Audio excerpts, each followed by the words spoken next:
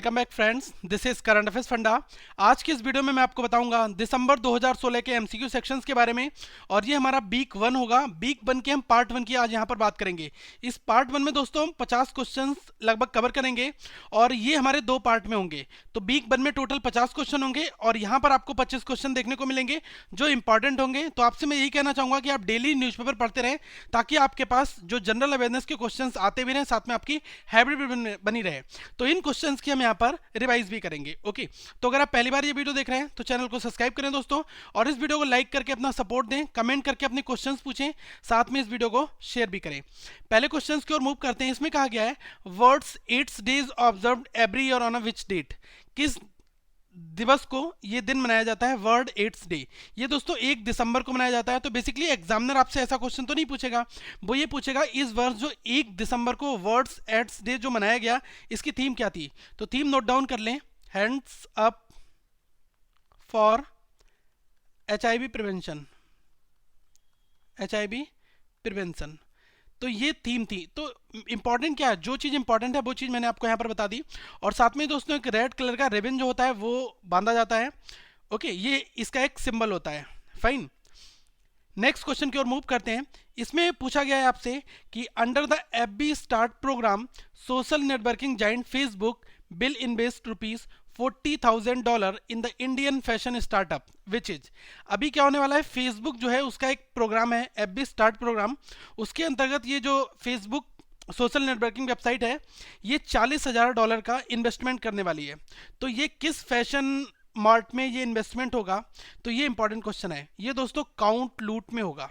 Okay, तो directly मैं यहाँ पर आंसर को हिट करूंगा ताकि आपको याद रहे कि कौन सा इसका आंसर होगा। और फेसबुक क्या है, ये एक सोशल नेटवर्किंग वेबसाइट है। नेक्स्ट क्वेश्चन की ओर मूव करते हैं। इसमें पूछा गया है India has signed a deal of M777 howitzers with which country. अभी भारत ने क्या किया है, कुछ तोपों की डील हुई है। आपको पता है ना, M777 तोपें आने वाली हैं। तो ये तोप कहाँ से आएंगी, किस कंट्री के साथ में ये डील बेसिकली हुई है। तो ये दोस्तों यूनाइटेड स्टेट्स के साथ में डील हुई है, USA के साथ में। तो ये आप नोट डाउन कर लें। और कितनी तोप आने वाली है, बेसिकली ये 145 कैपेसिटी में तोप आएंगी। ओके, और ये बहुत बड़ी डील हुई है। जब आप बात की जाए 1980 की, तो 1980 में एक बोफोर्स स्कैंडल हुआ था। बोफोर्स स्कैंडल, जो बोफोर्स घोटाला हुआ था, उस टाइम पर डील कैंसिल हो गई थी, लेकिन उसके बाद से ये सबसे बड़ी डील है। और एक साथ आपको और बताना चाहूंगा एक बात यहाँ पर कि ये जो डील है ये किसके द्वारा क्लियरेंस इसका मिला हुआ है। ये मिला है दोस्तों आपको CSS। ये एक कमेटी होती है, cabinet committee on security. Cabinet committee on security, इसके द्वारा ही इस डील को फाइनल करने का क्लियरेंस मिलता है। ओके, नेक्स्ट क्वेश्चन की ओर मूव करते हैं। इसमें कहा गया है Maha Vajiralongkorn is set to become the next king of which of the country, before that he was a crown prince also. Okay, तो आपको बताना है कि ये कहाँ के नेक्स्ट किंग बनने वाले हैं। तो ये दोस्तों बनने वाले हैं थाईलैंड के। ओके, नोट डाउन कर लें, थाईलैंड के नेक्स्ट किंग बनने वाले हैं। और वहां पर बेसिकली क्या है, मोनार्क शासन है। तो क्या है, राजा का जो प्रतिनिधित्व करता है वही राजा बनता है। ओके, तो इसलिए यहाँ पर किंग वर्ड का यूज भी हुआ है। ओके, तो ये नाम नोट डाउन कर ले, महाबाजीराल कौन। ठीक है, नेक्स्ट क्वेश्चन की ओर मूव करते हैं। इसमें कहा गया है taxation laws bill 2016 passed by the Lok Sabha. Okay, और पूछा गया है ये कौन सा अमेंडमेंट है जो अभी टैक्सेशन लॉज बिल 2016 जो है लोकसभा में पास हुआ है। तो ये दोस्तों सेकेंड अमेंडमेंट है। ओके, ये क्या है, सेकेंड अमेंडमेंट है। और इस बिल का एम क्या है कि टैक्स को रेज करना। ओके, और जो अनडिस्क्लोज्ड इनकम है उस पर ये बेसिकली बिल अमेंड करके बनाया गया है। फाइन, नेक्स्ट क्वेश्चन की ओर हम मूव करते हैं। इसमें हमसे कहा गया है कि rehabilitation package of how much rupees for the displaced families from the Pakistan occupied Kashmir approved by the centre. That is, आपको बताना है कि लोगों को स्थापित करने के लिए एक रिहेबिलिटेशन पैकेज दिया गया है सेंट्रल गवर्नमेंट के द्वारा। तो ये कितने करोड़ का पैकेज है बेसिकली, ये दोस्तों 2000 करोड़ का पैकेज है बेसिकली। ओके, 2000 करोड़ का पैकेज जो है यूनियन कैबिनेट ने ये अप्रूव किया है। तो आप इसको नोट डाउन कर लें। और जो पाकिस्तानी ऑक्युपाइड जम्मू एंड कश्मीर का एरिया है और चैम का एरिया है उसमें लोगों को रिहेबिलिटेट करने का बेसिकली ये प्रोग्राम है। फाइन, नेक्स्ट क्वेश्चन की ओर मूव करते हैं। इसमें कहा गया है e Pashuhaat portal launched by the union agricultural and farmers welfare minister on a national milk day which is held on. Question पूछा गया है कि अभी ई पशुहट पोर्टल की शुरुआत की गई और ये पोर्टल लॉन्च किया गया किसके द्वारा? Union agriculture and farmer welfare minister के द्वारा।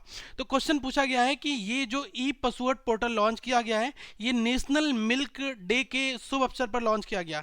तो नेशनल मिल्क डे किस दिन मनाया जाता है? ये दोस्तों मनाया जाता है 26 नवंबर के दिन। ओके, तो एक चीज और बताना चाहूंगा, 26 नवंबर को हमारा कॉन्स्टिट्यूशन डे भी मनाया जाता है, संविधान दिवस। ओके, तो इस दिन क्या हुआ था? कॉन्स्टिट्यूंट असेंबली जो थी उसने कॉन्स्टिट्यूशन को अडॉप्ट कर लिया था। बाकी ये जो फोर्स में आया था 26 जनवरी 1950 को। ओके, तो ये भी आप ध्यान रख लेना कि 26 नवंबर को आपका कॉन्स्टिट्यूशन डे भी मनाया जाता है, जिसको हम हिंदी में कहते हैं संविधान दिवस। ओके, लेकिन नेशनल मिल्क डे की यहाँ पर बात हुई है, तो नेशनल मिल्क डे हमारा 26 नवंबर को मनाया जाता है। फाइन। और श्री राधा मोहन सिंह जी जो हैं वो union agriculture and farmers welfare minister हैं, तो इनका नाम रख दे रहा हूं मैं, राधा मोहन सिंह। ये किस मंत्रालय को हैंडल करते हैं? जो union agriculture and farmers welfare minister. Next question की ओर मूव करते हैं।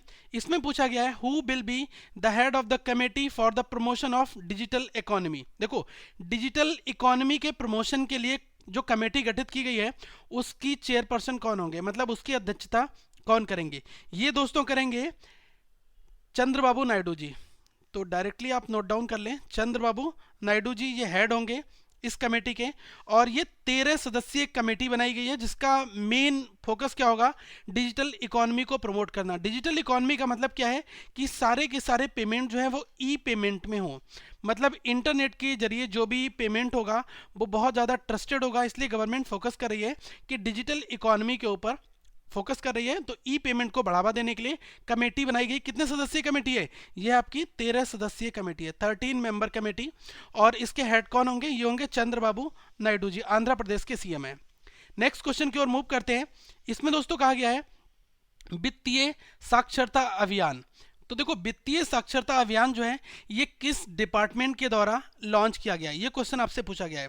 तो देखो, वित्तीय साक्षरता अभियान जो है ये एचआरडी मंत्रालय के द्वारा लॉन्च किया गया है। अभी इस समय एचआरडी में कौन हैंडल कर रहे हैं इसको? ये है श्री प्रकाश जावड़ेकर जी, पी जावड़ेकर। ओके, तो उन्होंने, उनके डिपार्टमेंट ने ये वित्तीय साक्षरता अभियान जो है ये बेसिकली लॉन्च किया है। ओके, नेक्स्ट क्वेश्चन की ओर मूव करते हैं। इसमें कहा गया है which Indian private firm to land on the moon in 2018। मैं इस क्वेश्चन को बताऊंगा कि ये मोस्ट इंपॉर्टेंट क्वेश्चन है, 100% आपके एग्जामिनेशन में इसके आने की उम्मीद है। तो क्वेश्चन ये पूछा गया है कि अभी कौन सी प्राइवेट फर्म है जो जिसका एक रोवर जो है वो मून पर जाने वाला है 2018 में। तो उस टीम का आपको नाम बताना है, उस प्राइवेट फर्म का नाम बताना है। ये दोस्तों है टीम इंडस। ओके, ये नोट डाउन कर ले। तो टीम इंडस जो है ये इंडियन स्टार्टअप है और बेंगलोर बेस्ड है। ये कहाँ का है? बेंगलोर का। ओके, तो इसने क्या करने वाला है? इसका इसरो के साथ में जो टाई अप हुआ है और अब ये अपना रोवर भेजेगा मून पर। ओके, रोवर क्या होता है दोस्तों? एक छोटी सी, आपने देखा होगा एक गाड़ी टाइप की होती है जो मून पर जाती है। फाइन, तो वो वहाँ से कुछ ना कुछ सैंपल फोटोग्राफ्स लेकर जो आती है उसको रोवर बोलते हैं। तो उसको मून पर भेजा जाएगा। तो टीम इंडस प्रिपेयर कर रही है। फाइन, और साथ में एक चीज और बताना चाहूंगा, गूगल का एक लूनर जो है एक्स प्राइज दिया जाएगा, ये याद रख लें, लूनर एक्स प्राइज ये दिया जाएगा। और फंडा बेसिकली क्या है कि यहाँ पर 16 टीम पार्टिसिपेट कर रही हैं और भारत की ओर से टीम इंडस है। और ये लूनर एक्स प्राइज जो है ये गूगल के एंड से दिया जाएगा। और इसकी प्राइज मनी क्या रहेगी ये भी आपको समझना होगा। ये प्राइज मनी रहेगी दोस्तों $20 मिलियन। ओके, तो हम इसके ऊपर बाद में भी चर्चा करेंगे जब ये प्राइस एलोकेट होगा। नेक्स्ट क्वेश्चन की ओर मूव करते हैं। इसमें कहा गया है as per the data given by the CSO India's GDP grew to how much % in the second quarter of the physical year 2016-17। तो क्वेश्चन पूछा गया है कि CSO के द्वारा, आपको पता है सेंट्रल स्टैटिस्टिकल ऑर्गेनाइजेशन CSO, इसके द्वारा बताया गया है कि भारत की GDP जो है वो कितना ग्रो करेगी सेकेंड क्वार्टर में, ये आपको बताना है। तो ये दोस्तों 7.1% की कंपेयर में 7.3% तक ग्रो करेगी। तो आपका आंसर क्या होगा? Option number D. Next question की यहां पर बात करूं, इसमें कहा गया है world's first water web laser created from in which country. तो आपको बताना है कि दुनिया की पहली वाटर वेब लेजर जो है वो किस कंट्री के द्वारा क्रिएट की गई है। ये दोस्तों इजराइल के द्वारा। ओके, इजराइल के द्वारा, इजराइल के जो साइंटिस्ट हैं उन्होंने ये हिस्ट्री क्रिएट की है। ओके, नेक्स्ट क्वेश्चन की ओर मूव करते हैं। डायरेक्टली आपसे यही क्वेश्चन इसमें पूछा जाएगा। नेक्स्ट क्वेश्चन कह रहा है yoga now a part of UNESCO's intangible heritage list. Yoga जो है वो अब यूनेस्को का पार्ट हो गया है इंटेंजिबल हेरिटेज लिस्ट में। देखो, टेंजिबल का मतलब होता है दैट वी कैन टच, जिसको हम टच कर सकते हैं, फील कर सकते हैं। लेकिन इनटेंजिबल का मतलब होता है जिसको आप टच नहीं कर सकते। ओके, तो योगा एक टर्म है, आपको पता है योगा लोग करते हैं अपने अच्छे स्वास्थ्य के लिए। तो अब योगा को यूनेस्को की इंटेंजिबल हेरिटेज लिस्ट में डाल दिया गया है, intangible heritage list of the humanity. And और ये कौन सा नंबर का जो कल्चरल हेरिटेज बन गया है ये आपको क्वेश्चन में बताना है। फाइन, तो ये दोस्तों 13th नंबर का कल्चरल हेरिटेज बन चुका है, जिसकी अगर मैं बात करूं इंटेंजिबल हेरिटेज की। ओके, तो ये क्वेश्चन आपसे पूछा जाएगा। और ये अनाउंसमेंट किसने किया है? ये भारतीय सरकार में जो इंडियन फॉरेन मिनिस्ट्री के स्पोक्स पर्सन है। ओके, ऑफिशियल स्पोक्स पर्सन है जिनका नाम क्या है? विकास स्वरूप। उन्होंने ये न्यूज दी है। ओके, तो साइड बाय साइड काफी कुछ आप सीख रहे हैं यहाँ पर। नेक्स्ट क्वेश्चन की ओर हम मूव करते हैं। ये क्वेश्चन यूनाइटेड स्टेट्स से है। इसमें कहा गया है Donald Trump to nominate retired general James Mattis for the post of. अब आपको बताना है कि डोनाल्ड ट्रंप ने अभी नॉमिनेशन किया है जो रिटायर्ड जनरल हैं जेम्स मैटिस का। अब ये किस पोस्ट के लिए इनका बेसिकली इनको अनाउंसमेंट किया गया है, इनको किस पोस्ट पर रखने के लिए इन्होंने डिसीजन लिया है। ओके, तो ये दोस्तों जो डिसीजन हुआ है इनका होगा डिफेंस सेक्रेटरी होंगे यूनाइटेड स्टेट्स के। ओके, तो defence secretary of the United states. Fine, ये क्वेश्चन आपसे पूछा जा सकता है। और डोनाल्ड ट्रंप अभी जल्दी में, हाल ही में अमेरिका के नए राष्ट्रपति बनाए गए हैं और ये अपना कार्यकाल जनवरी 2017 से संभालेंगे। नेक्स्ट क्वेश्चन की ओर मूव करते हैं। इसमें कहा गया है who has been appointed as a new CBI director. आपको बताना है कि नए सीबीआई डायरेक्टर जो हैं वो कौन अपॉइंट हुए हैं। ये दोस्तों हुए राकेश अस्थाना। ये डायरेक्टली क्वेश्चन पूछा आता है कि राकेश अस्थाना अभी नए डायरेक्टर बनाए गए हैं, वो किसके डायरेक्टर हैं? तो सीबीआई दिया होता है। या कभी क्वेश्चन पूछ लेता है कि सीबीआई के नए डायरेक्टर कौन बनाए गए हैं, तो ये हैं Rakesh Asthana ji. Okay, next question की ओर मूव करते हैं।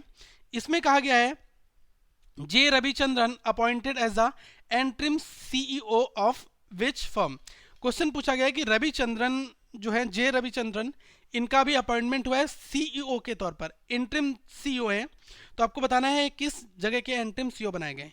ये दोस्तों नेशनल स्टॉक एक्सचेंज एनएसई के नए जो एंट्रिम सीईओ बनाए गए हैं। ठीक है, ये थोड़े दिनों के बाद के लिए है और उसके बाद जब फिर से कमेटी बैठेगी और एक फाइनल अपना सीईओ निर्धारित करेगी। ओके, नेक्स्ट क्वेश्चन में पूछा गया है, ये बहुत इंपॉर्टेंट क्वेश्चन है, कई बार एग्जामिनेशन में एज इट इज आ चुका है क्योंकि ये बहुत महान स्पोर्ट्स पर्सन है।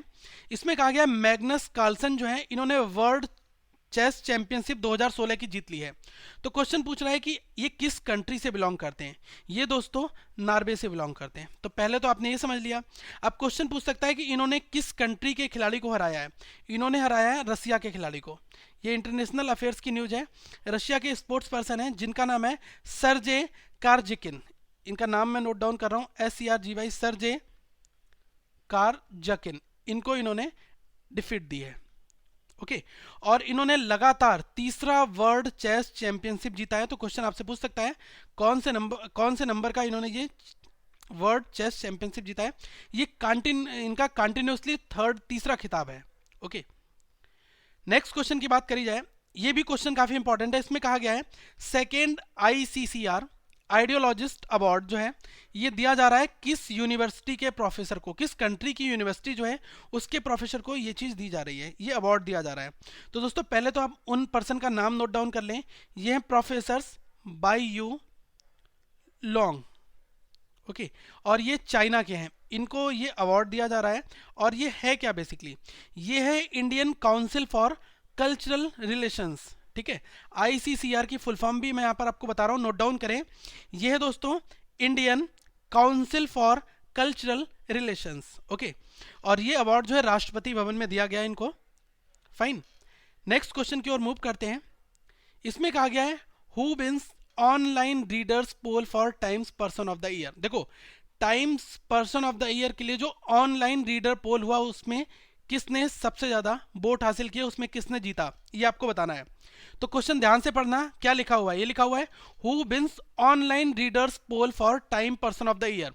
तो ये दोस्तों जीता है नरेंद्र मोदी जी ने। अब अगर आपसे क्वेश्चन पूछा जाता है who is the Time person of the year, okay, तब Time person of the year का जो ऑनलाइन रीडर पोल है ये जाएगा नरेंद्र मोदी जी के लिए। और अगर time person of the year की बात की जाए तो ये जीता है डोनाल्ड ट्रंप ने। अभी हाल ही में ये न्यूज आई है तो आप इसको जरूर नोट डाउन कर लें, ओके। और जो ऑनलाइन रीडर्स पोल था इसमें 18% जो है वोट वो नरेंद्र मोदी जी के लिए मिले थे, तब इन्होंने सबसे आगे बढ़त बनाई थी, ओके। नेक्स्ट क्वेश्चन की अगर मैं बात करूं तो इसमें कहा गया है इंटरनेशनल वॉलेंटियर डे जो है वो किस दिन मनाया जाता है, ठीक है। तो ये दोस्तों मनाया जाता है 5 दिसंबर को, ओके। तो आपका ये ऑप्शन एक ई होता है, नन ऑफ दीज वाला, ओके। तो ये 5 दिसंबर को इंटरनेशनल वॉलेंटियर डे जो है इसके रूप में मनाया जाता है। और ये 1985 से मनाया जा रहा है यूनाइटेड नेशंस के द्वारा। आप देखते हैं जो भी इंटरनेशनल डे होते हैं उनको निर्धारित करने की एक प्रक्रिया होती है जिसको यूनाइटेड नेशंस फॉलो करता है, ओके। तो यूनाइटेड नेशंस इसको 1985 से मना रहा है, ओके। और इस वर्ष की थीम क्या है, ये थीम नोट डाउन कर लें आप। थीम है global applause give volunteers a hand, okay. मैं यहाँ पर नोट डाउन भी कर रहा हूँ इसको, ये इंपॉर्टेंट है, पूछा जा सकता है। Global applause give volunteer a hand. कोई भी एक इनिशिएटिव होता है उसमें आप देखते हैं वॉलेंटियर्स होते हैं, तो कंप्लीटली उनको प्रमोट करने के लिए, उनको इनकरेज करने के लिए इस तरह के दिवस मनाए जाते हैं। नेक्स्ट क्वेश्चन की अगर मैं बात करूं, इसमें कहा गया है दोस्तों मैटियो रेंजी, इन्होंने अभी अनाउंसमेंट किया है अपने रेजिग्नेशन का। तो आपको ये बताना है बेसिकली एक रेफरेंडम, एक कॉन्स्टिट्यूशनल रिफॉर्म होने वाला था तो वहां पर रेफरेंडम कराया गया था। रेफरेंडम का मतलब होता है जनमत संग्रह। कोई भी एक इशू कंट्री में चल रहा है, अगर उस पर जनता की राय मानी जाए तो दो पहलू वहां पर होते हैं, उसको लागू किया जाए यस और नो। जो भी परसेंटेज ज्यादा हो जाता है, ओके, तो वो चीज अप्लाई होकर दी जाती है। तो यहाँ पर जो ये मैटियो रेंजी हैं, एक कॉन्स्टिट्यूशनल रिफॉर्म था उसके लिए रेफरेंडम कराया गया था, तो वो रेफरेंडम जो है इनके अगेंस्ट में गया, इस वजह से इन्होंने प्राइम मिनिस्टर की पोस्ट छोड़ दी। तो आपको बताना है ये किस जगह के प्राइम मिनिस्टर थे, ये दोस्तों इटली के प्राइम मिनिस्टर थे, फाइन। तो नेक्स्ट क्वेश्चन की ओर मूव करते हैं। इसमें कहा गया है John Key has announced his resignation and has served as a prime minister for which country. देखो जॉन की जो थे अभी एक प्राइम मिनिस्टर की पोस्ट पर थे और इन्होंने अपना रेजिग्नेशन दे दिया है। तो आपसे क्वेश्चन पूछ रहा है ये कि ये किस कंट्री के लिए इन्होंने प्राइम मिनिस्टर के तौर पर सर्व किया था। तो ये दोस्तों न्यूजीलैंड, ओके, न्यूजीलैंड के प्राइम मिनिस्टर थे, ओके। और अब जो नया प्राइम मिनिस्टर है वहां पर वो 12 दिसंबर के बाद बनाया जाएगा, ओके। तब हम इसकी चर्चा वहां पर करेंगे। जो भी होगा, जो वहां की नेशनल एमपीज की मीटिंग जो होगी उसमें नया लीडर जो चुना जाएगा वो अब नया प्राइम मिनिस्टर वहां पर होगा, ओके। तो अभी ये 12 दिसंबर तक अपनी पोस्ट पर रहेंगे। वैसे इन्होंने रेजिग्नेशन के लिए अपनी अर्जी दे दी है, फाइन। नेक्स्ट क्वेश्चन की अगर मैं बात की जाए तो इसमें कहा गया है नीति आयोग जो है वो प्रोवाइड करेगा 5 लाख रुपए हर एक डिस्ट्रिक्ट को, हर एक जिले को 5 लाख रुपए दिए जाएंगे नीति आयोग के द्वारा। तो ये किस लिए दिए जाएंगे, क्या इनकरेज करने के लिए, स्वच्छ सफाई अभियान के लिए, डिजिटल पेमेंट सिस्टम के लिए, सिक्योरिटी इन्हांसमेंट के लिए, या फिर आरबीआई की गाइडलाइंस हैं उन लोगों तक पहुंचाने के लिए ये प्रक्रिया फॉलो की जाएगी। तो देखो दोस्तों ये 5 लाख रुपए जो हैं ये हर एक डिस्ट्रिक्ट को प्रोवाइड क्यों कराए जाएंगे, क्योंकि डिजिटल पेमेंट सिस्टम को बढ़ाने के लिए, ई पेमेंट सिस्टम को बढ़ावा देने के लिए नीति आयोग ने ये पहल शुरू की है। और यहाँ पर कुछ और भी इंपॉर्टेंट चीज़ें हैं, ये हैं कि जो टॉप 10 बेस्ट परफॉर्मिंग डिस्ट्रिक्ट होंगे उनको एक अवार्ड दिया जाएगा, जिस अवार्ड का नाम होगा digital payment champions of India, okay. तो digital payment champions of India ये अवार्ड नीति आयोग के द्वारा दिया जाएगा। और जो टॉप 10 बेस्ट परफॉर्मिंग डिस्ट्रिक्ट होंगे, भारत के अंदर, जिसमें ई पेमेंट को बहुत सक्रिय भूमिका उसमें रहेगी कि ई पेमेंट उस जिले के अंदर बहुत ज़्यादा हो रहे हैं, तो उनको टॉप 10 बेस्ट परफॉर्मिंग डिस्ट्रिक्ट्स के लिए एक अवार्ड दिया जाएगा, जिसका अवार्ड का नाम होगा digital payment champions of India award. ये नीति आयोग देगा। नेक्स्ट क्वेश्चन की यहां पर हम बात करेंगे। इसमें कहा गया है गवर्नमेंट ने एलोकेट किया है 100 करोड़ रुपए, ओके, और ये सेलिब्रेट करने के लिए एनिवर्सरी ऑफ गुरु गोविंद सिंह। तो आपको बताना है कौन से नंबर की गुरु गोविंद सिंह जी की एनिवर्सरी को सेलिब्रेट करने के लिए गवर्नमेंट ने 100 करोड़ रुपए एलोकेट किए। तो ये दोस्तों 350वीं सालगिरह के लिए, ओके, 350th, ये नोट डाउन साथ में आप कर ले, ओके। और हमारे यहाँ पर बेसिकली जो कल्चरल मिनिस्टर हैं ये कौन है? ये हैं डॉक्टर महेश शर्मा। डॉक्टर महेश शर्मा ये है यूनियन कल्चरल मिनिस्टर।